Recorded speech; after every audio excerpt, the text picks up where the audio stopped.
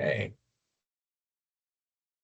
good morning, everybody. My name is Dan Sinclair. We'll get started in just another 30 seconds or so to allow people to come in from the lobby. Thanks.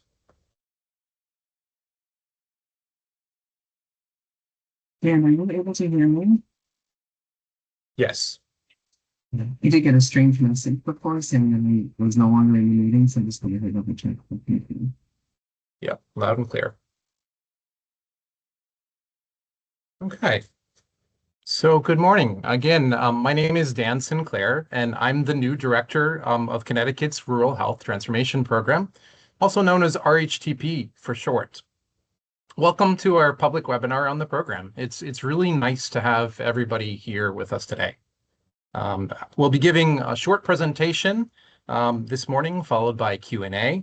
But before doing that, I have two quick preface slides that I want to work through before introducing a special guest who is with us here today. So let's go over to the next slide.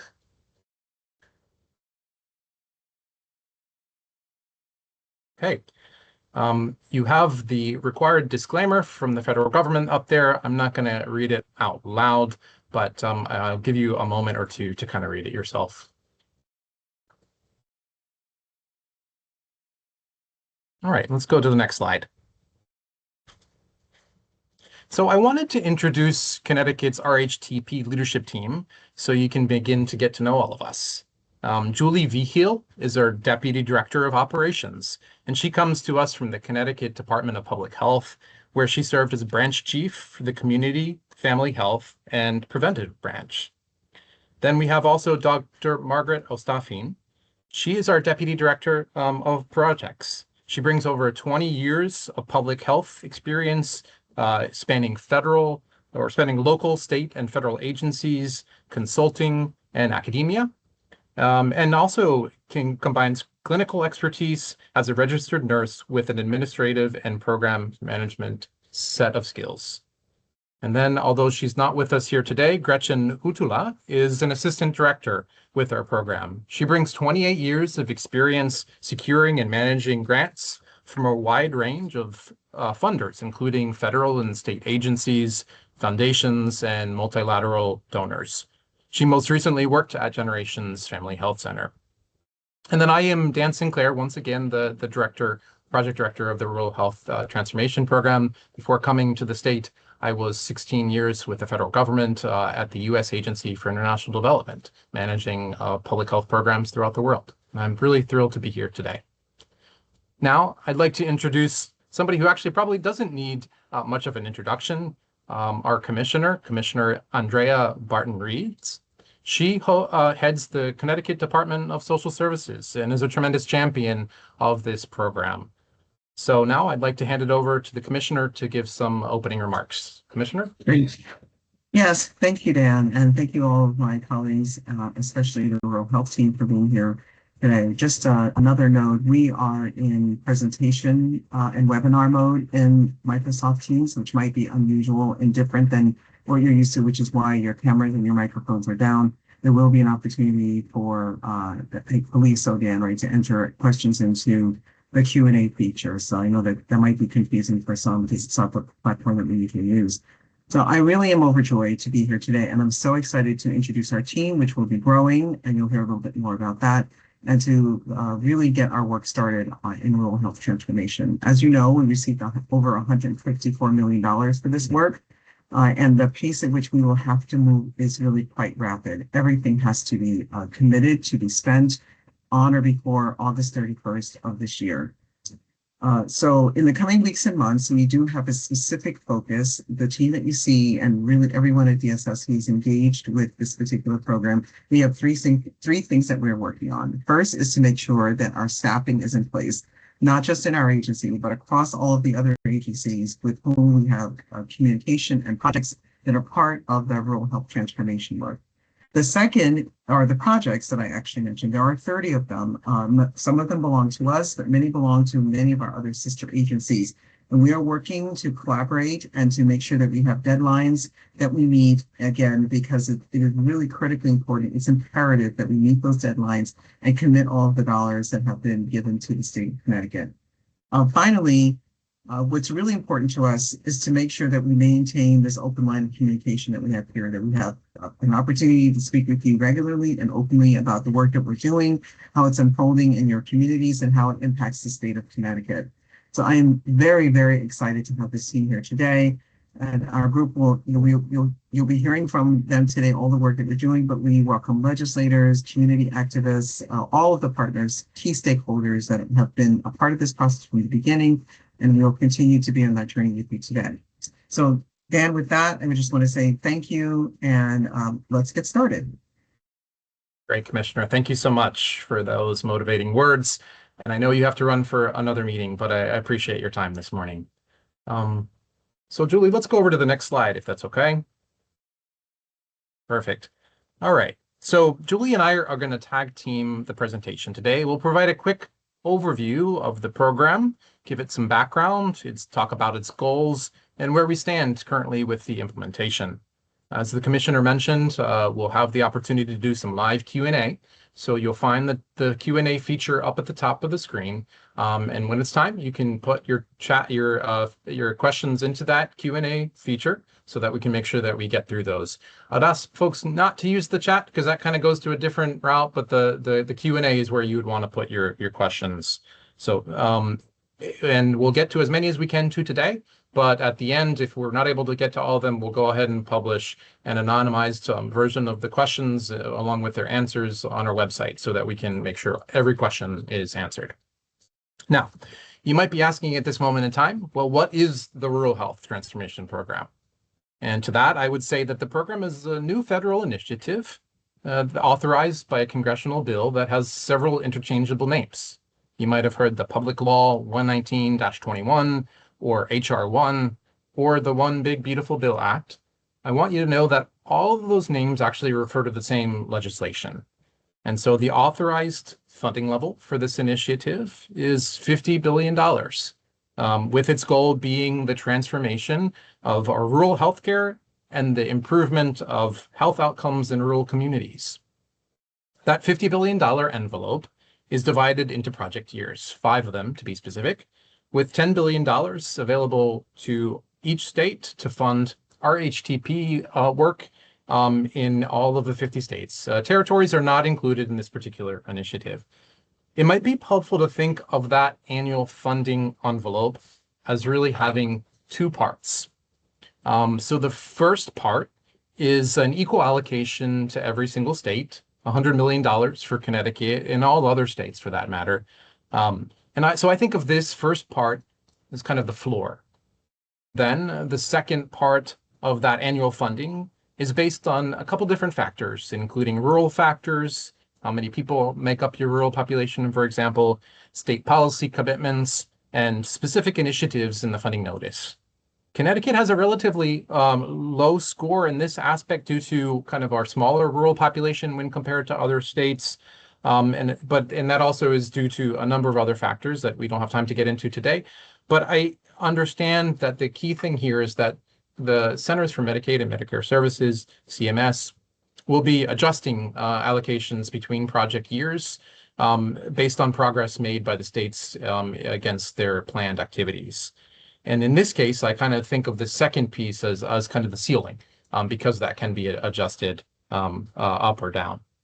So working in conjunction with our partner agencies, the Department of Social Services prepared the state's application for this grant.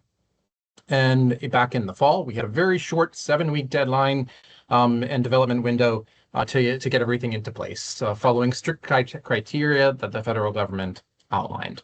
We submitted our application in early November 2025. And then at the end of last year, we learned that Connecticut had been allocated $154 million for the first project year, with all states receiving some funding via this program. Let's go to the next slide. Up here, you're going to see the strategic goals of the program. And it's critical for me to mention that all approved activities under this particular grant must support at least one of the 5 strategic goal areas that I'm going to summarize. So the first one is Make America Healthy Again. This component focuses on health innovations and new access points in a bid to really improve preventative health and address the root causes of disease. The second is sustainable access. And this particular goal includes support for our rural populations and rural providers, I should say, in an effort to improve both efficiency and sustainability. Third, we have workforce development. And as the name implies, the goal here is to attract and retain a highly skilled workforce to practice in our rural communities. Fourth, we have the innovative care component, and that's really meant to test out different innovations and different models for improved care and outcomes. And then finally, tech innovation. This final goal really tries to support our technology adoption to improve healthcare delivery and access to digital health tools. Next slide. So the slide has a lot of text, but I'd like to think of this slide as principally the do's and the don'ts of the Rural Health Transformation Program. Now, on the left side of this chart, it shows what can be covered under this program. This includes things like expanded services and improving access to and the quality of rural healthcare, I should say. Technology and infrastructure very much are a part of this program, and they're covered. And we're looking to innovate wherever possible to make sure that the progress that we've made over the 5 years of this grant really are sustained beyond the life of the program. I want to reiterate that the Rural Health Transformation Program and its funding should not duplicate other programs, but instead be used to enhance or expand services. Then on the right-hand side of the chart, we have what this particular program cannot pay for. And so this includes things like new construction, where minor alterations are only really what's the target here. Clinical services that duplicate billable services, ongoing expenses like student loan repayment or food, transportation or broadband, things like that. And there are some more specific things outlined in the actual grant if you're interested, but those are the broad buckets that I think are not included. Let's go over to the next slide. So all told, the Department of Social Services coordinates and actually forms part of 11 state agencies that will be implementing the 30 projects under the RHTP umbrella, with these projects supporting the broad strategic goals that I outlined a moment ago. Despite the short turnaround time that we had for the state to get its application ready, the team really worked hard to ensure that a number of different voices throughout Connecticut were heard. In fact, the application development team received more than 250 written comments and met with a host of key stakeholders, from healthcare providers and organizations to government officials and local government officials and others via both in-person and virtual meetings.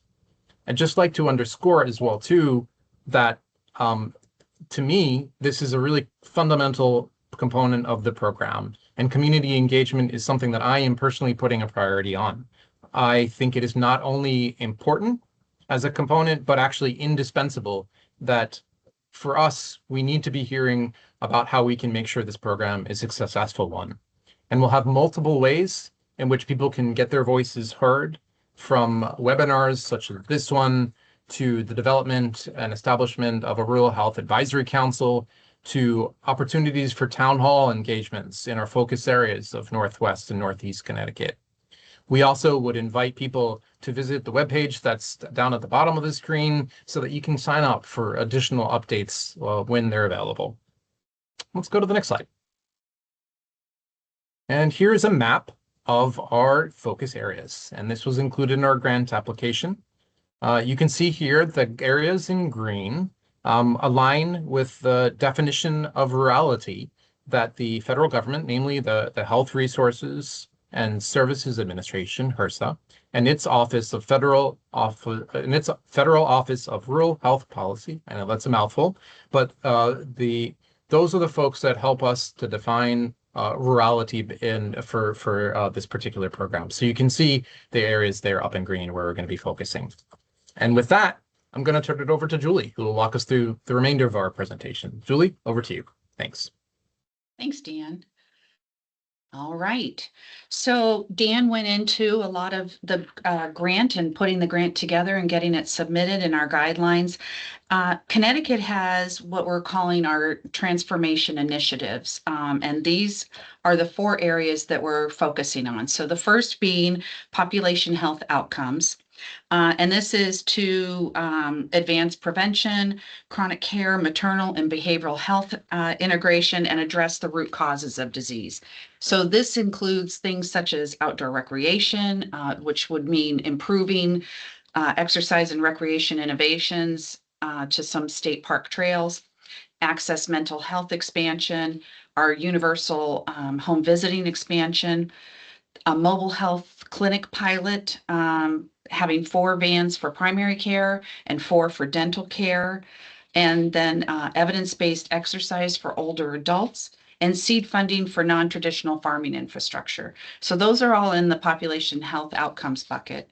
And then there's the workforce bucket, and that covers areas such as strengthening recruitment, training, and retention of physicians and other workforce practitioners and their staff through partnerships and telehealth support and career pipelines.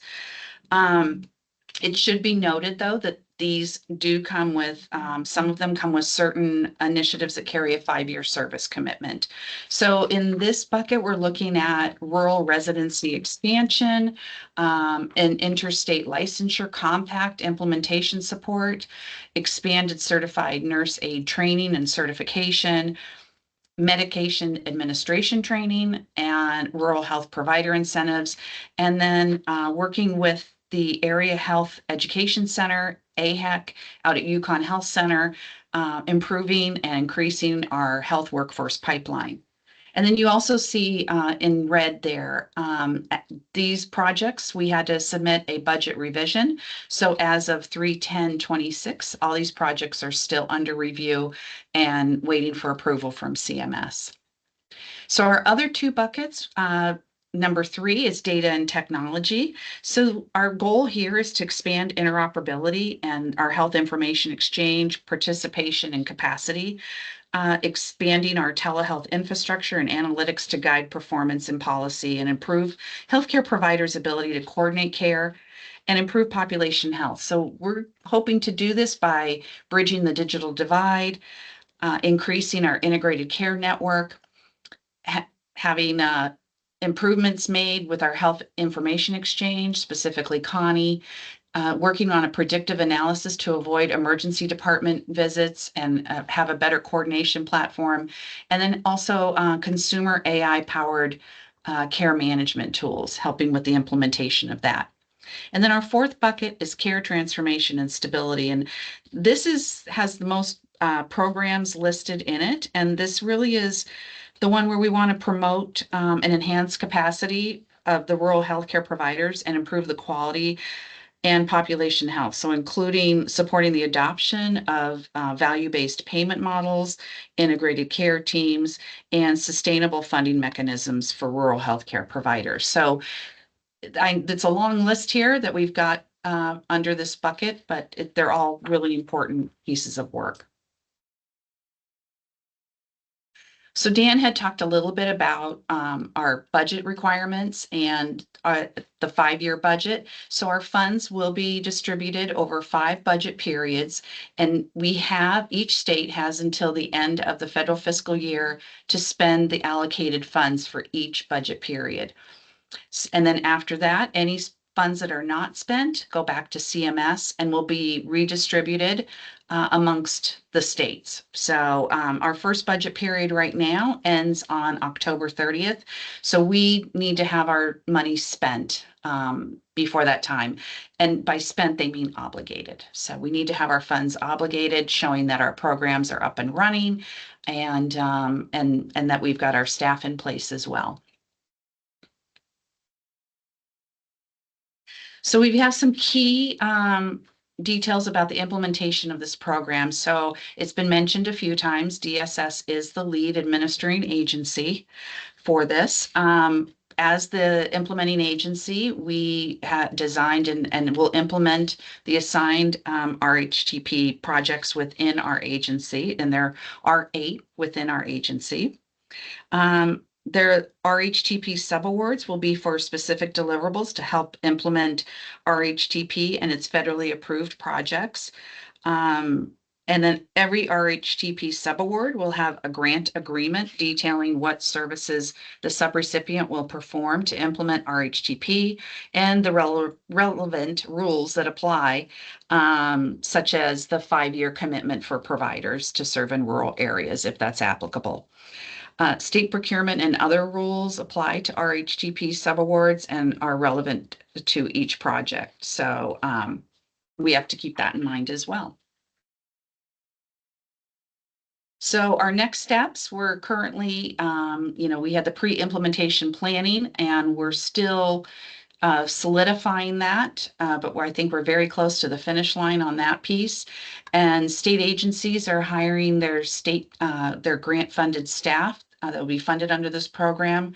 We're expecting CMS to approve our first round of funding any day now. And state agencies are working to design their projects, including what they're going to use for their procurement models and their applications. So with that, that is the end of our presentation. So I know Dan mentioned if you have any questions to put them in the Q&A. And I know Dan and I wanted to say thank you. So the person who is helping us with the questions is Joel Norwood, and he and Dr. Dalal were the big architects of this whole project. And so he's the best one to answer the questions for us. So I'm going to turn it over to Joel to help us with any questions we have.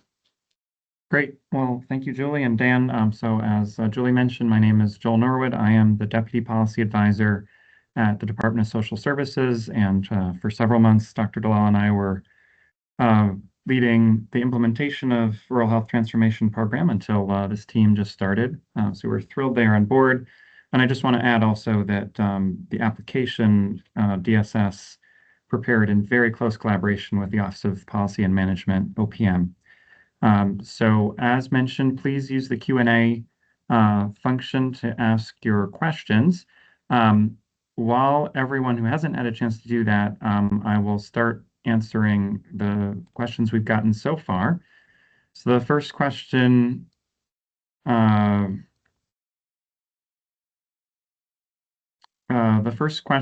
was about does the funding have to be committed by the state or spent by vendors by August 31st?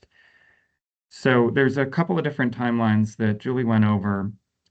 The state needs to obligate funds actually by October 31st. The budget has to be, our last chance to submit our revised budget to CMS is at the end of August. So that's where the August date comes in.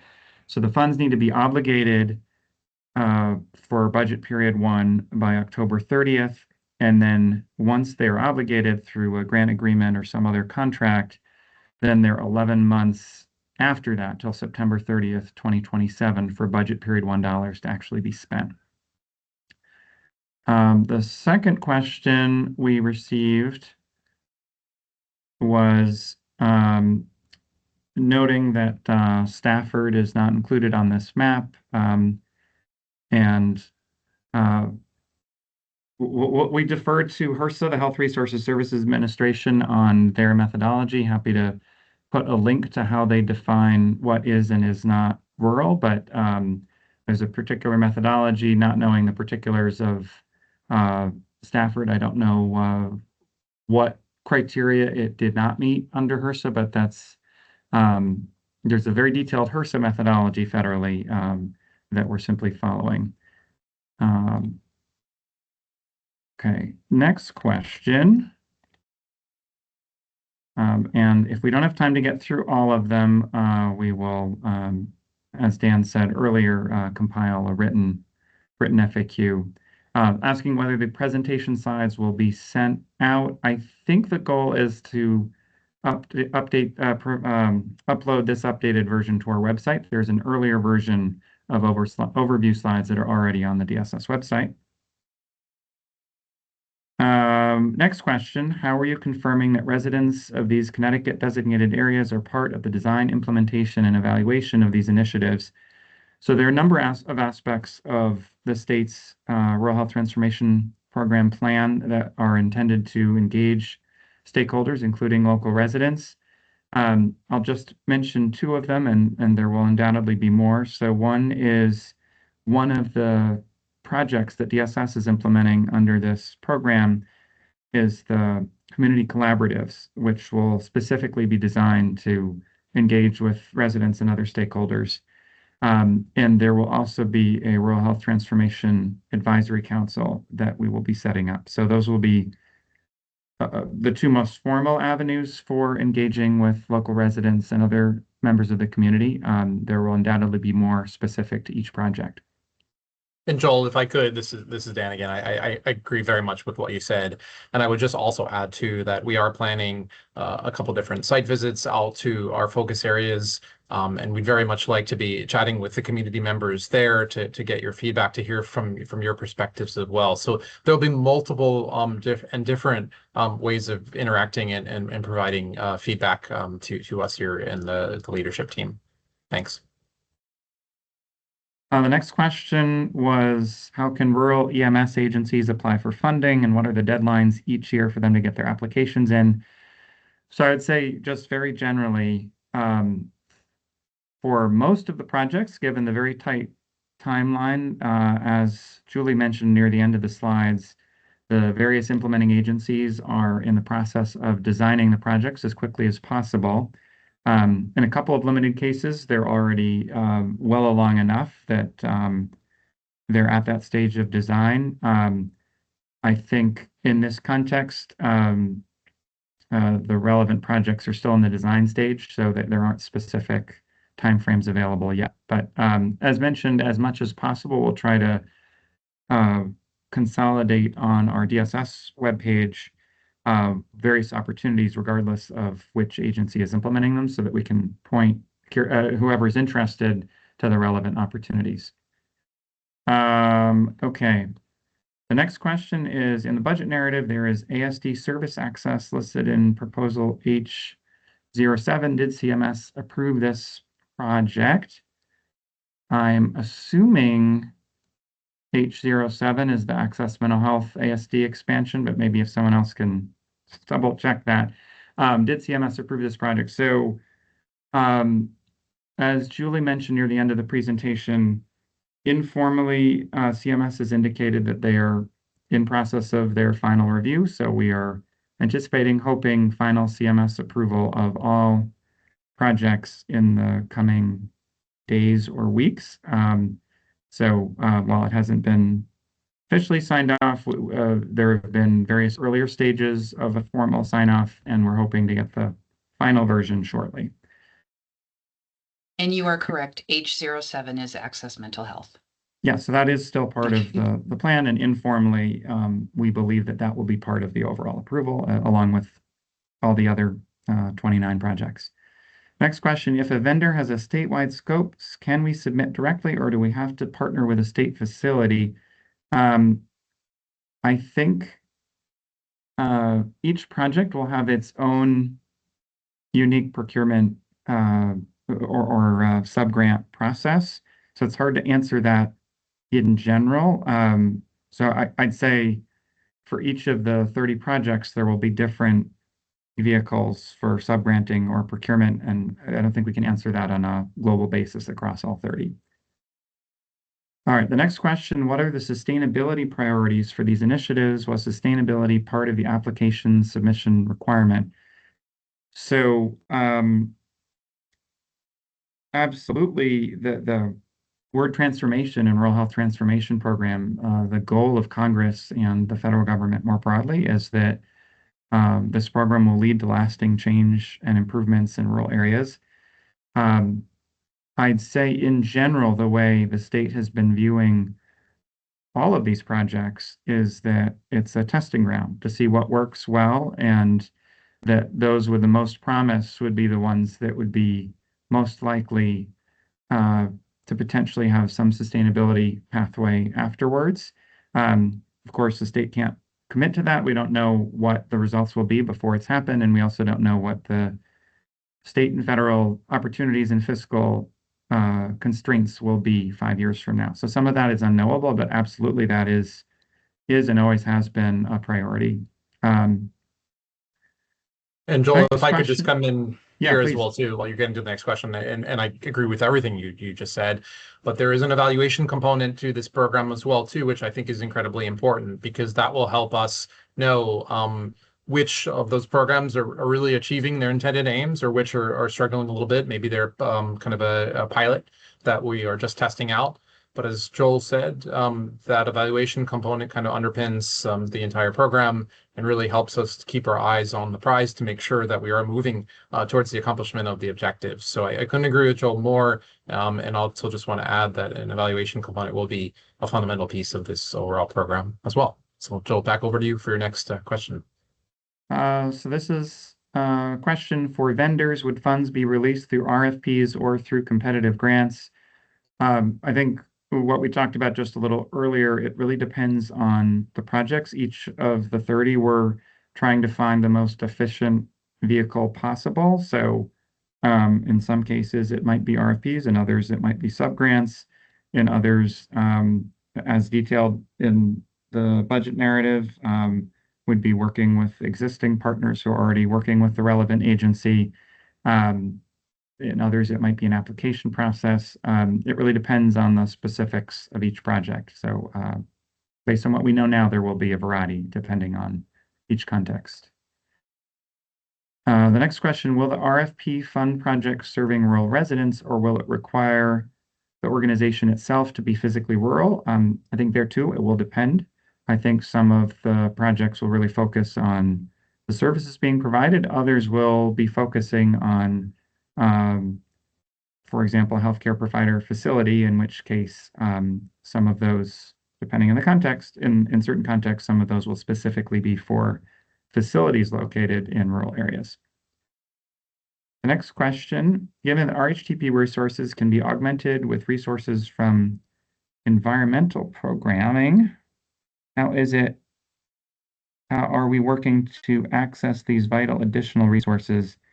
I'm not entirely sure the specific context of this question. So if that commenter, if this is your question, if you could separately email our question box, which we put at the end and is on our webpage. And if not, we'll make sure to announce it at the end. I think it's rhtp-questions@ct.gov. You could just provide us more detail on that. I don't think we have enough context from your question to be able to respond. Okay, question, how is Connecticut integrating housing stability impact, including HUD, into its rural health transformation strategy? So there too, I think we don't have quite enough context to answer. I'm not familiar with that specific HUD program. I will say in general, CMS has been very specific that this needs to be directly health related. The other thing I'll say is the 30 projects were all included in the state's application that we submitted to CMS in early November. Whatever was not included, CMS has made very clear we cannot add anything new beyond, in this case, our 30 projects. But there too, if there's more specific context on how this might relate to one of the 30 projects, we're certainly happy to learn more. Again, if you could provide more detail by emailing us at that general comment box. Next question, can you speak to how the grant will seek to address social determinants of health or social needs that intersect with health and impact healthcare? So I would say all of the projects that are in the population health category directly are intended to address social needs and social determinants of health, or I think another term used by CMS is social drivers of health. I think there's connections through those projects in particular, and some of the care transformation ones are also very much intended to help providers more intensively address social needs. So I'd say those two broad categories, kind of about half of the project, if not more, is intended to do that in various ways. Okay. Another question, it noted that earlier in the presentation, we mentioned that different state agencies run their own procurement. Which ones should we be looking at, and do we apply through each agency's portal, or is there a central one? So I would say to that, for everyone, please take a close look at the budget narrative. It's posted on our website. There will be a slightly updated one once that has been approved. The one there has been um, approved by CMS minus the actual unrestricting of the dollars. As soon as we have the official approval of the project itself, we will post an updated budget narrative that will be the officially federally approved one. It will keep changing, so please keep checking on our website. To the extent possible, each of the agencies has put its best guess as to what the procurement pathway will be right in the budget narrative. So it's right there. So I would say, depending on what topics you're curious about, it will be forecast whether the state is looking to continue working with a contracted partner that we're already working with, or whether will likely be some type of application or procurement process. It's laid out project by project, our best guess. And again, that is ongoing, subject to change.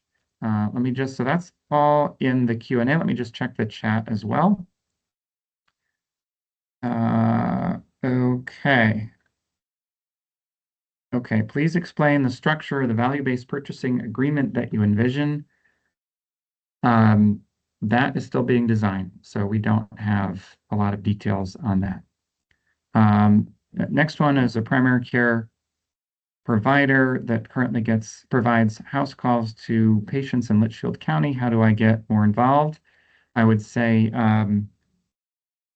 there are particular to primary care. There are two of the projects focus, one in part and one primarily on primary care. And there may be other avenues as well of projects that specifically relate to primary care providers. So I'd encourage you to read the budget narrative and the overview just to see what projects there are. And then as we move forward, as mentioned earlier, we're looking to engage even more with various stakeholders in and serving rural areas. So as those opportunities become more defined, we'll certainly provide information. But Dan, it looks like you're about to wrap around that. Yeah, I was, and thank you. And it's a good question. I imagine a lot of our colleagues have a similar question.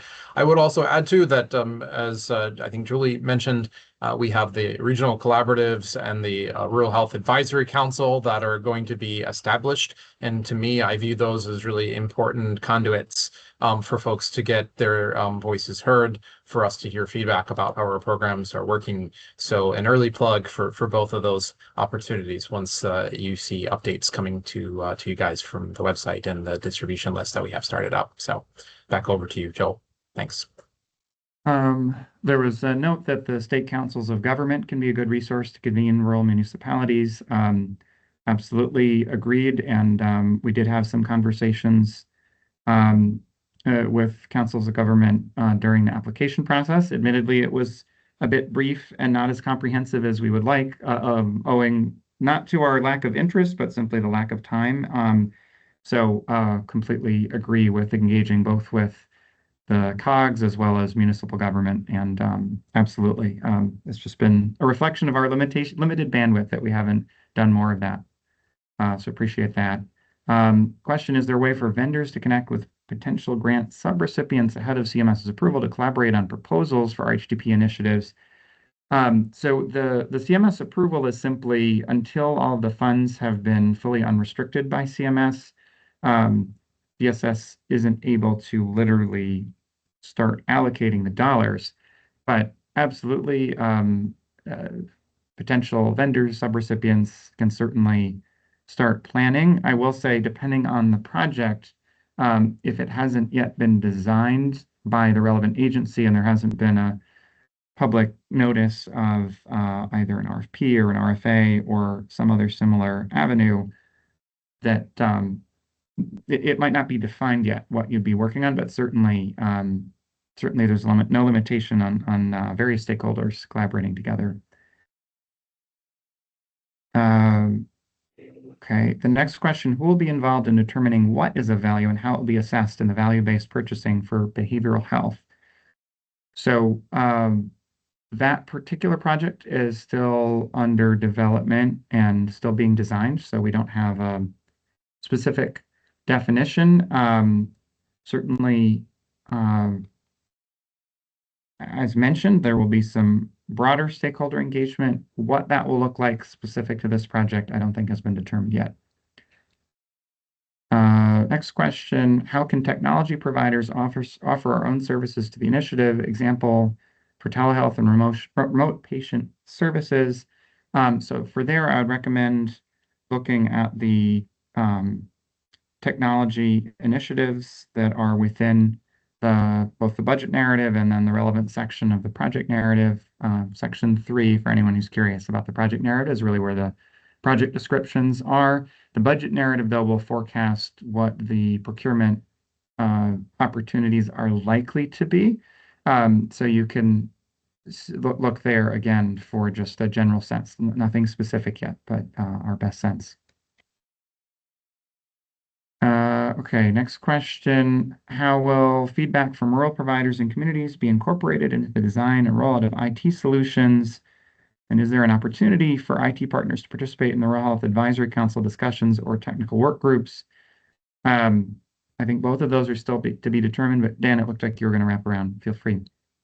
No, I think you're right. It occurs to me that this will be at some different levels, right? It'll be working with the organizations that will be carrying out this work themselves in the community, but then also if folks have bandwidth to get involved with those two bodies, the regional collaboratives and the advisory council, that would be well received and certainly welcome as well. So I think there will be a number of different venues. We haven't yet sent out information about how to join the collaboratives or the advisory council, but we are currently working on that and hope to be sending out more information when it's ready. So back over to you, Jill. I'm just going through, and I think it will be not possible to get all of the last of the questions. Let me just check both the Q&A as well to see if there's been Joel, any additional questions that haven't been answered? We're going to gather all the questions from the chat and the Q&A feature and put together a document with all of them, even, and put them on our website. So even folks that were here can hear the questions and answers or refer back to them if they need to. Just responding to a couple of very general ones that I see. Do the 30 projects change each year? No. The 30 projects we have committed to are the same for the full 5 years. And then is there a mailing list? Yes, there is. On our webpage, there's an opportunity to sign up for our mailing list. So anyone who's interested, please feel free to do that. I think we're probably out of time to get into any other substantive questions. Of course, Commissioner. Okay, thank you. Wondering if we can just drop a link to the mailing list again somewhere so that people can get to it.